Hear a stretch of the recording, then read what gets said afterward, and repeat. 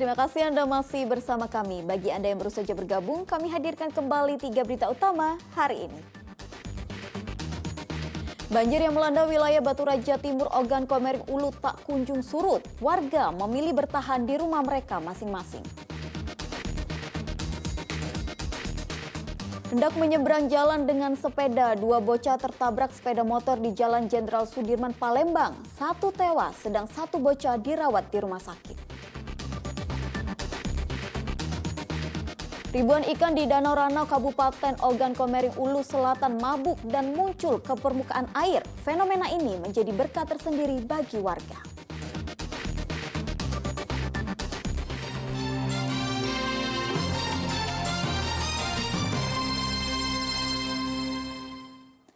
Dinilai membahayakan keselamatan lalu lintas, petugas gabungan dari polisi, Satpol PP, dan pemadam kebakaran membongkar paksa rintangan yang dipasang warga untuk menutup jalan di kawasan lahan hutan di Kota Kayu Agung, Ogan Komering Ilir.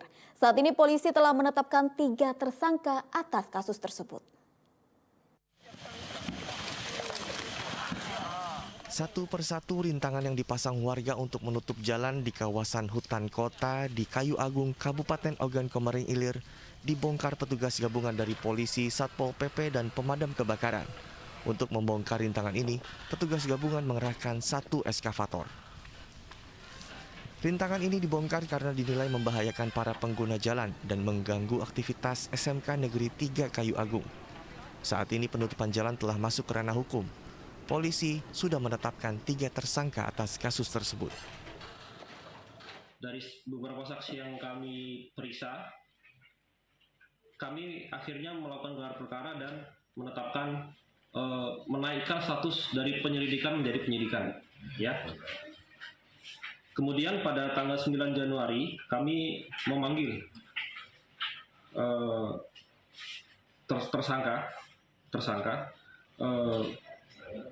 untuk dihadirkan di Polres Oki. Itu dalam keterangannya pada tanggal 9 Januari. Namun yang bersangkutan tidak ada konfirmasi dan tidak datang. Karena tindak pidana merintangi jalan umum yang dapat mendatangkan bahaya bagi keselamatan lalu lintas atau melakukan kegiatan yang mengakibatkan terganggunya fungsi jalan di dalam ruang manfaat jalan. Pasalnya 192 KUHP, ancaman hukumannya 9 tahun.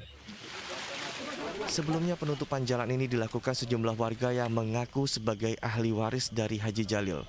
Mereka mengklaim tanah seluas 7 hektar area di kawasan ini milik orang tua mereka yang belum mendapat ganti rugi dari pemerintah. Penutupan jalan merupakan bentuk protes dari warga. Dedi Ruansyah melaporkan dari Kabupaten Ogan Komering Ilir. Sejumlah seniman di Kota Palembang melaporkan kasus perusakan 2 cagar budaya. 2 cagar budaya yang dirusak merupakan makam Kramat Jaya dan Balai Pertemuan. Mereka berharap polisi dapat menangkap pelakunya. Area komplek pemakaman Pangeran Kramat Jaya di Jalan Segaran Ilir Timur 1, Kota Palembang dirusak oleh orang yang belum diketahui identitasnya. Bahkan beberapa batu nisan dicabut dan berserakan di atas tanah. Atas kasus pengerusakan cagar budaya ini, sejumlah seniman membuat laporan ke Sentra Pelayanan Kepolisian Terpadu atau SKPT Polrestabes Palembang. Sebab pengerusakan seperti ini sudah terjadi sebanyak 2 kali. Sebelumnya, gedung Balai Pertemuan Palembang juga dirusak. Karena itu kita lakukan pengaduan kepada Kapolresta agar menindaklanjuti pengaduan kita nanti untuk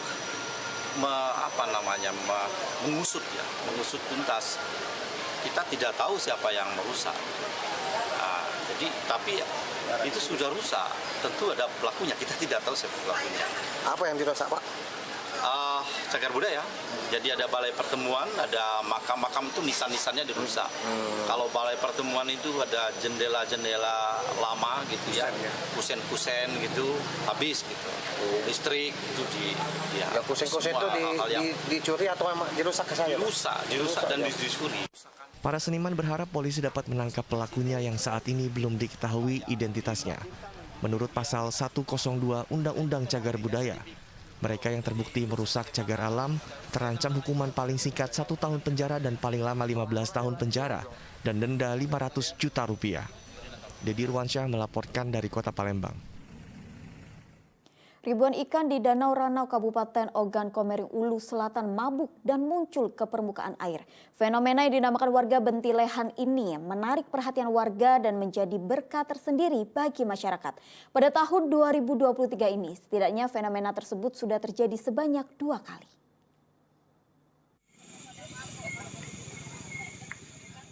Minggu pagi, sejumlah warga berbondong-bondong mendatangi Danau Ranau Kabupaten Oku Selatan untuk menangkap ikan dengan jaring, jala, dan panah. Pasalnya ribuan ikan di Danau Ranau mendadak mabuk dan muncul ke permukaan air. Fenomena langka ini dinamakan warga dengan sebutan bentilehan. Warga percaya fenomena ikan mabuk lantaran pengaruh belerang dari Gunung Semeru. Adapun jenis ikan yang didapat warga antara lain ikan sepat, ikan mujair, ikan nila, dan ikan betutu.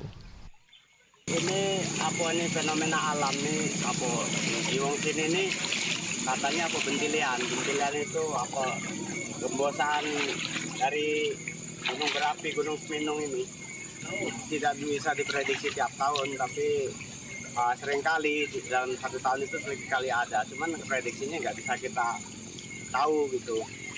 Meski fenomena ini terbilang langka, namun sudah terjadi 2 kali di tahun 2023.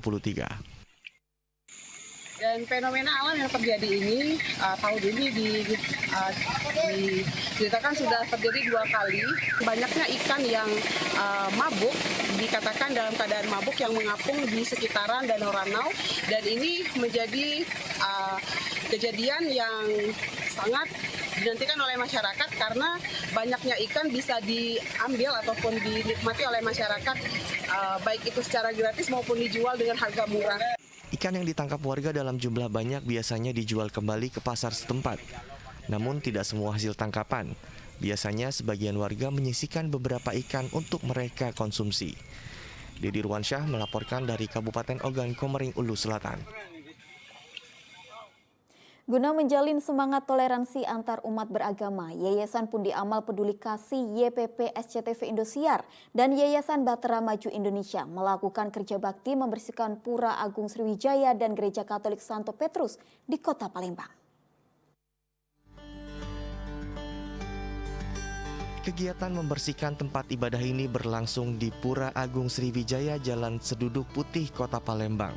Pembersihan yang dilakukan dengan menyapu halaman, mengelap dinding pura hingga mengepel lantai. Kegiatan ini juga melibatkan pengurus pura untuk melakukan bersih-bersih.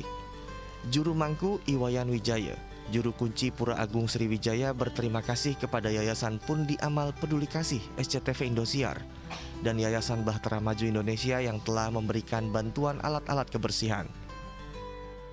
Terima kasih yang sebesar-besarnya pada YPP SCTV Indosiar, MTEK Group YBMI atas kegiatan bersih-bersih di lingkungan Pura Agung Sriwijaya, dan juga tidak lupa kami mengucapkan terima kasih yang sebesar-besarnya atas bantuan alat-alat kebersihan yang diaturkan kepada Pura Agung Sriwijaya. Semoga Tuhan Yang Maha Esa membalas segala kebaikan bapak-bapak semuanya dari Yayasan YPP SCTV Indosiar MTEK Group YBMI.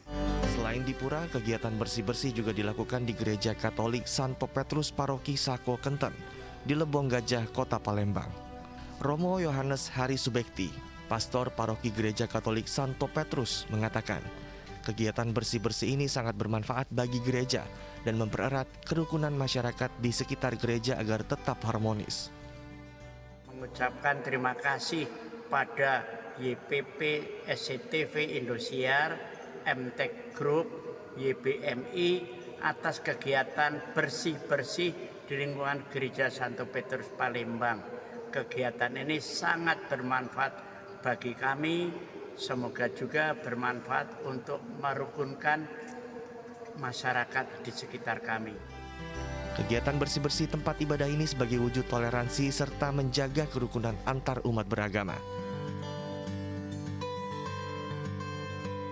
Yanuar Ikhrom melaporkan dari Kota Palembang. Laporan tersebut mengakhiri berita Palembang hari ini. Saya Tabita Putri, berterima kasih atas perhatian dan kebersamaan Anda. Selamat beraktivitas dan sampai jumpa.